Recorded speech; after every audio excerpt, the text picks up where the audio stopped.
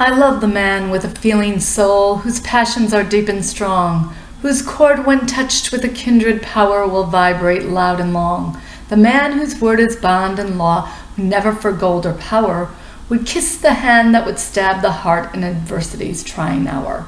The poem and pictures were taken from the narrative of the life and adventures of Henry Bibb, an American slave.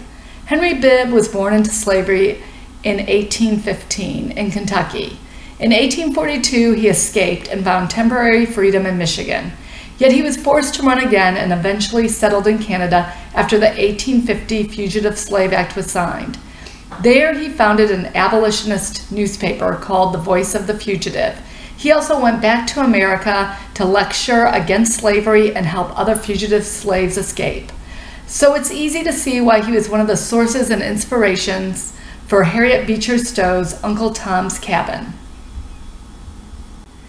Harriet Beecher Stowe's father was a Calvinist minister named Reverend Lyman Beecher. And in 1863, she also married a minister by the name of Calvin Ellis Stowe. They both fought against slavery and supported the Underground Railroad while housing and educating several fugitive slaves in their own home. The Stowes also had 7 children. The Bible guided their lives, as Stowe was a devout Christian who studied, believed in, and followed the Bible. She also began reading on slavery and was grief-struck and outraged about the injustices, which inspired her to write a book on the inhumane act of enslavement.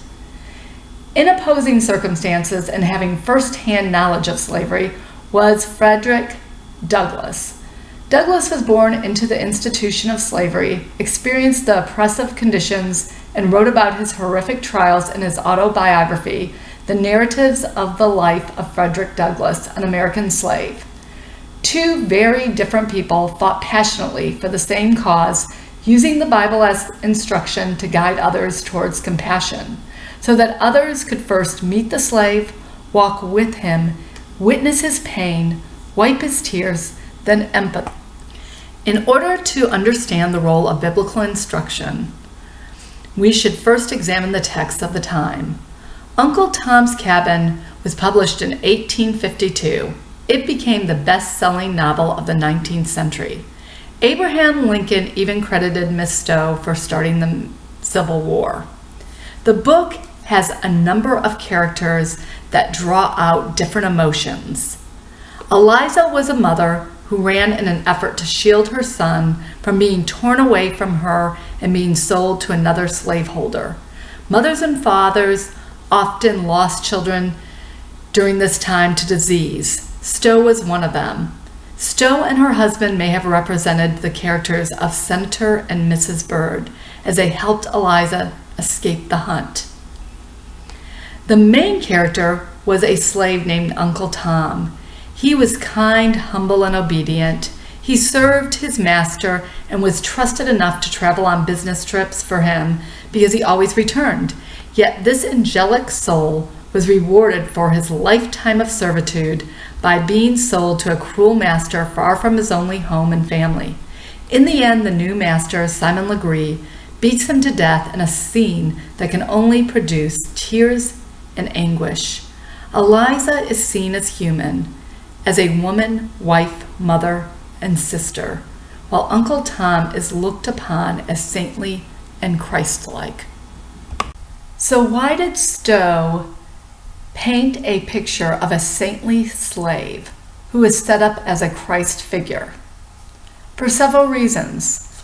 First, she wanted to humanize the slaves. The slave had been stripped of all human rights, and Stowe had to restore this in some way. Were slaves considered humans at this time? We can look to the words of John Hassock's speech to Judge Drummond after he was found guilty of violating the fugitive slave law to answer this question. He states, "The Constitution is very clear and very plain in pointing out the way this question is to be settled. Article 5 provides that no person shall be deprived of life, liberty, or property without due process of the law, That Jim Gray is a person is admitted on all hands. Phillips admits it. The bloodhounds, marshals, and attorneys that hunt him say he is a person held to service. Another problem was slaves were considered inferior.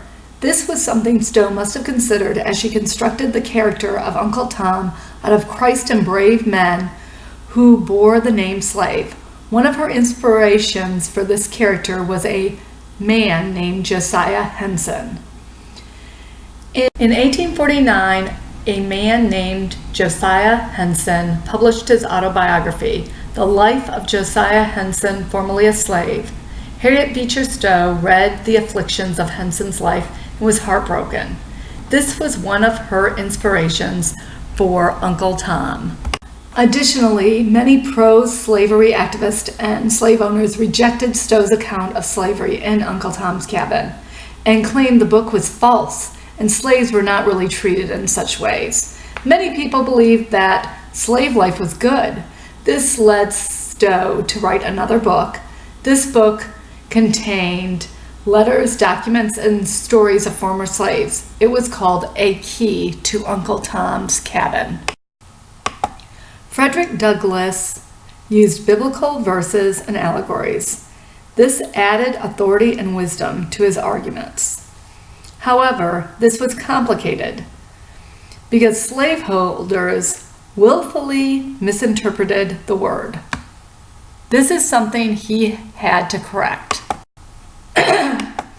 Douglass said that slaveholders took the Bible and twisted the words. An example of this is, "He who knoweth his master's will and doeth it not shall be beaters with many stripes." This is taken out of context. This is taken from Luke 12:13, where Christ is the master and he tells his servants that they should prepare themselves and wait for their Lord. There are also many examples in Uncle Tom's Cabin of the use of biblical verses. While there are too many to name in this presentation, I encourage all to research them, while remembering that America was called the land of the free, but tyranny not only existed, it suppressed liberty. This caused many to react. The American Renaissance was a time when this reaction of brave men and women led them to question the rights of man. Men and women of the human race. These selfless men and women paved the path to the freedoms of today while putting their lives at risk.